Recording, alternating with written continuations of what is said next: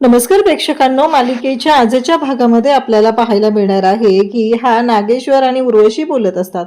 उर्वशीला खूप राग आलेला असतो. उर्वशी म्हणत असते की हे सगळं काय आहे, मीच का सहन करायचं, हे सगळं माझ्याच बाबतीत का होतंय.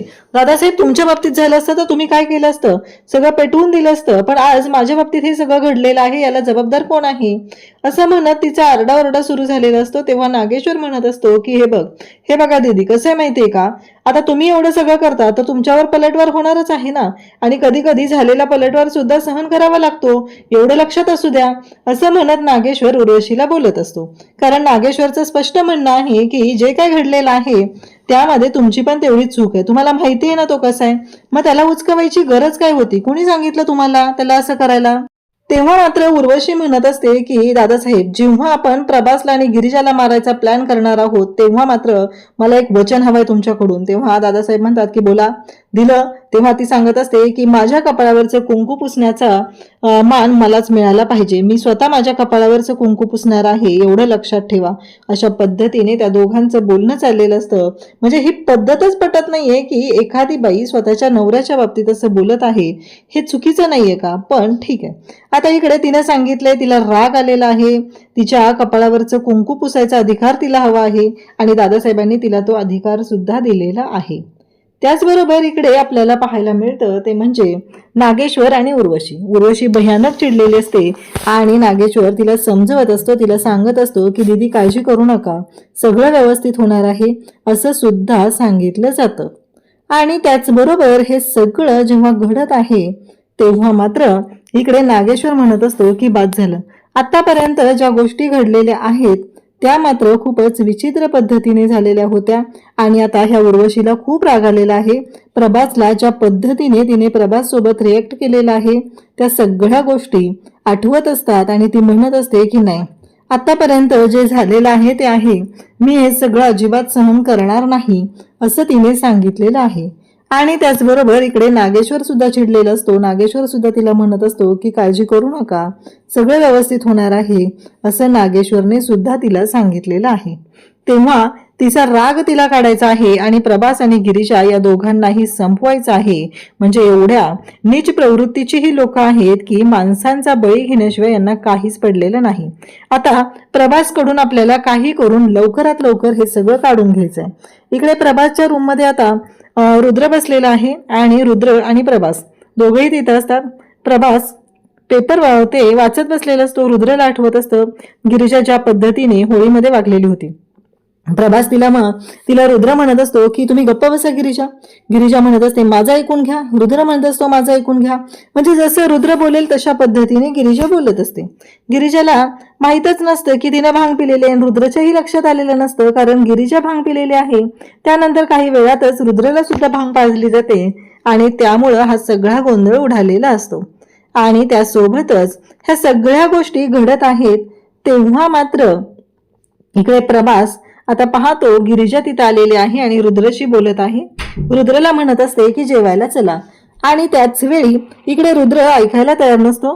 मग प्रभासला सुद्धा ती बोलत आहे आणि त्याच वेळी गिरिजा वारंवार रुद्रला बोलण्याचा प्रयत्न करत आहे, त्याला समजवण्याचा प्रयत्न करत आहे, परंतु गिरिजाला मात्र रुद्र ऐकतच नाही. तो हट्टाला पेटलेला असतो आणि तो म्हणत असतो की नाही, काहीही झालं तरीही मी अजिबातच ऐकणार नाही, कारण हे सगळं जे काही घडलेलं आहे या सगळ्या गोष्टी लक्षात आलेल्या असतात.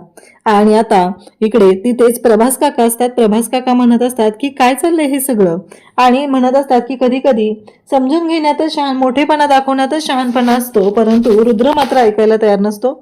मग प्रभास काका ना आता गिरिजा म्हणते की तुम्ही बाहेर चला सगळ्यांबरोबर जेवायला. तेव्हा रुद्र विचारतो काय करणार आहात तुम्ही. तेव्हा मात्र प्रभास काकांचं म्हणणं असतं तुम्ही दोघं ठरवा काय करायचं ते, तुम्ही दोघांनी ठरवलं तर होईल सगळं, जर तुम्ही दोघांनी ठरवलं तर त्या पद्धतीने गोष्टी करता येतील. अशा पद्धतीने बोलणं चाललेलं असतं. आणि त्याच वेळी आता इकडे गिरिजा म्हणते की ठरवा आणि ती निघून जाते, कारण सगळ्यांबरोबर जेवलं तर त्यांनाही बरं वाटेल, सणाचा दिवस आहे, अशा पद्धतीने विचार सुरू झालेले असतात. आणि त्याचबरोबर आता तिथं आहेत गिरिजा निघून गेलेली आहे. प्रभासकडे आता रुद्र असतो आणि इकडे प्रभासला रुद्र सांगू लागतो की प्रभास काका, तुम्हाला माहित नाहीये गिरिजाने काय वागलेले आहेत. कधी कधी ना त्या खूप वेड्यासारखं वागतात. मागं पण त्यांनी दादासाहेबांवरती वाटेल ते आरोप केलेले होते आणि पुन्हा त्यांची माफी मागितली आणि आता आत्याच्या बाबतीतही. तेव्हा प्रभास बोलायला सुरुवात करतो की तुला नाही माहिती रुद्र, कारण तुझ्या आत्याचं सुद्धा चुकलेलं असू शकतं असं इकडे रुद्रला ते सांगत आहेत. परंतु इकडे आपल्याला पाहायला मिळतं ते म्हणजे तेवढ्यातच तिथे उर्वशी आलेली असते आणि उर्वशी म्हणत असते, प्रभास काय सांगतोयस तू, नक्की कशाबद्दल बोलतोय. अशा पद्धतीने इकडे प्रभासलाच ती बोलते. तेव्हा प्रभास म्हणतो की नाही, काही नाही बोलत आहे मी, सगळं व्यवस्थितच झालेलं आहे, नाही काय बोलत आहे मी, चला जेवायला जायचंय ना, असं म्हणत आता जेवायला चाललेले असते. तेव्हा मात्र इकडे उर्वशी म्हणत असते की इथून पुढे 24 तास मी तुझी काळजी घेणार आहे. आता जेवायला बसल्यानंतर इकडे उर्वशी प्रभासकडे पाहत असते, कारण आज प्रभासने तिच्या कानाखाली जाळ काढलेला असतो आणि दाखवून दिलेलं असतं की ती काय करू शकते. तर इकडे सावीला मात्र आनंद होत असतो. आत्याने जे काही केलेलं आहे त्याच्यामुळं फायदा तर झालेला आहे, या दोघांमध्ये फूट तर पडलेली आहे आणि गोष्टी आपल्या मनाप्रमाणे झालेल्या आहेत हे लक्षात आलेलं असतं. आणि त्याचबरोबर इकडे रुद्र सुद्धा पाहत असतो आणि गिरिजा त्याचबरोबर वासंती दोघीही जेवायला वाढत असतात. गिरिजा आणि वासंती दोघी जेवायला वाढत आहेत. तेव्हा मात्र इकडे आता रुद्रला वाढायला गिरिजा जाते. तेव्हा रुद्र हात आडवा करतो आणि म्हणतो की मला नकोय. रुद्रने जेवायला वाढताना गिरिजाला नकार दिलेला आहे, म्हणजे गिरिजा देते म्हणून त्याला खायचं नाही. गिरिजाला वाईट वाटतं, म्हणजे रुद्र अन्नावरती राग का काढतायत आणि हे सगळं असं काय होतंय असा विचार सुरू झालेला असतो. आणि त्याचसोबतच आपल्याला पाहायला मिळतं की जेव्हा हे सगळं घडत आहे आणि त्याच वेळेस इकडे वासंती हे सगळं पाहत असते. वासंतीला सुद्धा ही गोष्ट अजिबात आवडलेली नसते आणि वासंती आणि त्याचबरोबर इकडे गिरिजा ह्या दोघीही बसलेल्या आहेत. आता जेवणं सगळ्यांची झालेली असतात. जेवणं झाल्यानंतर मात्र आपल्याला पाहायला मिळतं आणि ते म्हणजेच की काहीही झालं तरीही गिरिजा आणि रुद्र दोघंही आता अशा पद्धतीने रिॲक्ट झालेले आहेत. त्यावेळेस मात्र इकडे गिरिजा विचार करत असते, हे सगळं काय झालं, म्हणजे मुद्दामच आत्तेसासूबाईंनी हे सगळं केलेलं आहे आणि मुद्दामच त्यांनी माझ्या मनात असं काहीतरी पेरलेलं होतं आणि ज्यामुळे ह्या सगळ्या गोष्टी झालेल्या आहेत असं गिरिजाच्या डोक्यात येत असतं. गिरिजा म्हणत असते की नाही, काहीही झालं तरीही मला हे सगळं कळलं पाहिजे की या सगळ्या गोष्टी कशामुळे झालेल्या आहेत असा विचार तिने सुरू केलेला असतो. आणि गिरिजा म्हणत असते की नाही, आणि मग तिला वासंती विचारते की काय झालेलं होतं, नक्की काय झालं. तेव्हा गिरिजा सांगू लागते की आई तुम्हाला माहितीये का, म्हणजे मी जरी भांग पिले नसते ना तरी पण आत्ते सासूबाई ज्या काय बोललेल्या आहेत त्यावरून मी नक्कीच त्यांच्या कानाखाली जी काय मारलेली आहे तीच मारली असती. वासंती विचारते काय झालेलं नक्की. गिरिजा सांगू लागते की रुद्रबद्दल ते अशा बोलत होत्या की रुद्र एकटाच रूममध्ये असतो, सावी त्याच्या रूममध्ये जाते आणि सावी माझी लग्नाआधीची सवत आहे आणि हे सगळं ते बोलत होते आणि म्हणून मी मारलेलं आहे, कारण त्यांचं असं म्हणणं होतं की रुद्रने लग्नाच्या आधीच सगळ्या गोष्टी केलेल्या आहेत. आता मात्र धक्का बसलेला असतो आणि या सगळ्या गोष्टींमुळं खरं तर त्रास होत असतो आणि त्याचबरोबर हे सगळं जे काही घडत असतं त्यामुळं या सगळ्या गोष्टी आता समोर येऊ लागलेल्या असतात. तेवढ्यातच आता इकडे विचार करत आहे आणि ती म्हणजेच वासंती म्हणते की आता पुढे काय करायचं. तेव्हा आताच्या आता आपण हे सगळं रुद्रला सांगायचंय. तेवढ्यातच नागेश्वर तिथे येतो आणि नागेश्वर म्हणू लागतो की काय सांगायचंय चिरंजीवांना, कशाबद्दल बोलताय तुम्ही, कुठल्या गोष्टी तुम्हाला चिरंजीवांपर्यंत पोहोचवायच्या आहेत असं नागेश्वर विचारत आहे. तेव्हा मात्र वासंती म्हणत असते की नाही काही नाही. मग वासंतीच्या समोर आता नागेश्वर गिरिजाचा गळा घोटणार असं म्हणतो, जर तुम्ही सांगितलं नाही काय बोलणार होता तर सुनबाईंचा आजचा दिवस हा शेवटचा दिवस असेल.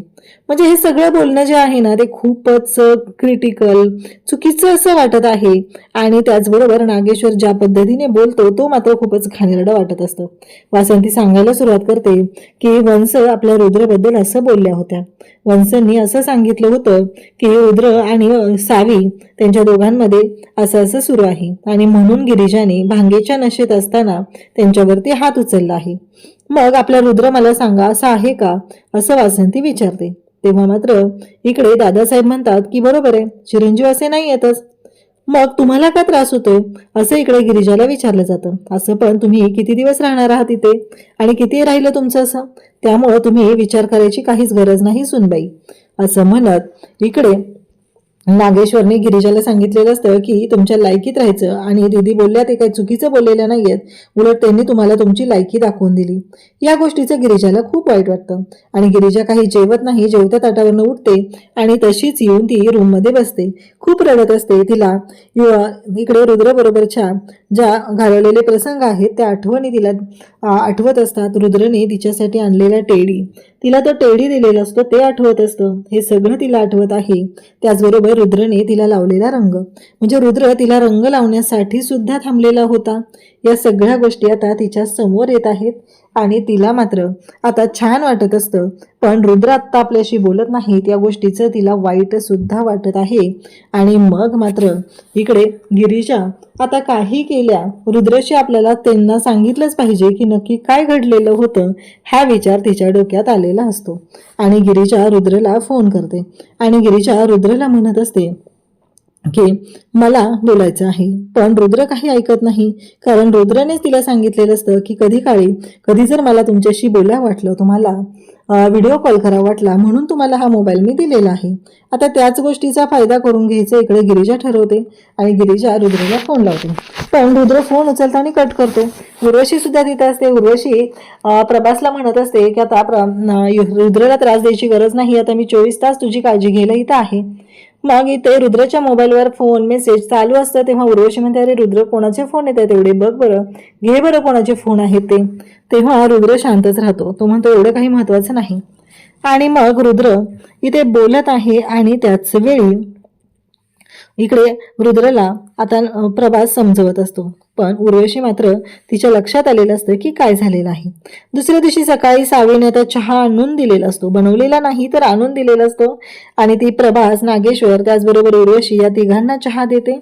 आणि मग तेव्हा लगेचच उर्वशी म्हणू लागते की बघितलं का, संस्कार आहेत मुलीवरती, गुणाची आहे मुलगी, असं सांगत असते. आणि त्याचबरोबर इकडे आता गिरिजा आलेली आहे आणि ती म्हणत असते की आत्ते सासूबाई, तुम्ही ऐका ना जरा माझं, मला काय म्हणायचंय ते तुम्ही एकदा रुद्रला सांगा ना. म्हणजे मी तुमची माफी मागते, काल जे माझ्याकडनं झाले ते चुकून झालेलं आहे, मी खरंच तुमची माफी मागते. आणि असं म्हणत ती म्हणत असते की रुद्रला माझ्याशी बोलायला सांगा. तेव्हा मात्र उर्वशी म्हणत असते की तू चुकीचंच वागलेली आहे आणि तुला त्याची शिक्षा होणारच आहे. मला माहिती आहे की माझा भाचा माझ्या बोलण्याबाहेर नाही, पण मी का सांगू. तेव्हा गिरिजा म्हणत असते की प्लीज तुम्ही ऐका ना एकदा माझं आणि रुद्रला सांगा ना की खरंच माझ्याकडनं ते चुकून झाले, माझ्याशी बोलायला सांगा. वाटलंच तर ना तुम्ही मला 2 थोबाडीत मारा, तुमचं मन जोपर्यंत भरत नाही तोपर्यंत मारा. आता असं गिरिजा सगळं सांगत आहे आणि तरी सुद्धा ही माजलेली उर्वशी आहे, ती म्हणत असते की नाही, मी का सांगू आणि कशासाठी सांगू, अशा पद्धतीने तिने बोलत आहे. आणि इकडे गिरिजा मात्र हात सोडून तिची माफी मागत असते. तेव्हा मात्र दादासाहेब म्हणतात की ऐकून घ्या जरा दीदी, अहो ते लहान लेकरासारखं आहे, रोज तोंड बघायचे एकमेकींची, द्या एक कानाखाली आणि संपून टाका विषय, तुमचा पण राग निघून जाईल. तेव्हा उर्वशी म्हणत असते शक्यच नाही, कारण तिने सगळ्या माणसांच्या समोर माझ्या कानाखाली दिलेली आहे आणि तिनं जे काय वागलेले आहे ते मी कधीच माफ करणार नाही, कारण माझं मन काय दादासाहेबांनी एवढं मोठं नाही. आणि असं म्हणत आता उर्वशीने गिरिजाच्या कानाखाली लगावलेली असते. गिरिजाला खूप वाईट वाटत असतं. आज रुद्रने आपल्याशी बोलावं या गोष्टीसाठी तिने कानाखाली खाल्लेली आहे. आणि तेव्हा मात्र रुद्र तिथे येतो आणि त्याच्या आत्याला बोलू लागतो की आत्या, मला तुझ्याकडून ही अपेक्षा नव्हती, कारण तू अशा पद्धतीने वागशील असा विचार मी कधीच केलेला नव्हता, असं रुद्रने स्पष्ट केलेलं आहे. इकडे आपल्याला पाहायला मिळतं ते म्हणजे उद्याच्या भागामध्ये आता उर्वशी आणि नाग्या यांच्या दोघांचंही बोलणं सुरू आहे. नाग्या म्हणत असतो की दीदी, आपल्याला आता पुढच्या गोष्टींच्या बाबतीत विचार केला पाहिजे, नक्की काय करायचे ते ठरवलं पाहिजे, कारण आता काही झालं तरीही ते दोघं जण त्या प्रभासपासून दूर असतील. प्रभासला एकट्यात बघायचं आणि त्याला बाहेर काढायचं आणि त्याच्याकडून सत्य काढून घ्यायचं आहे.